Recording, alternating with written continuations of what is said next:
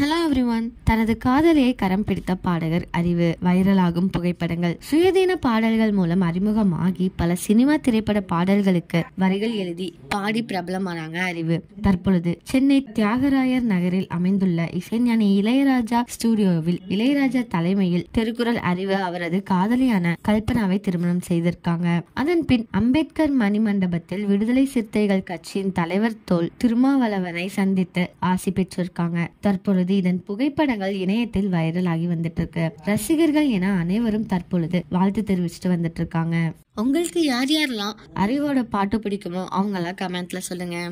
இதே மாதிரி latest cinema news அப்டேட்க்கு இந்த சேனலை சப்ஸ்கிரைப் பண்ணிக்கோங்க.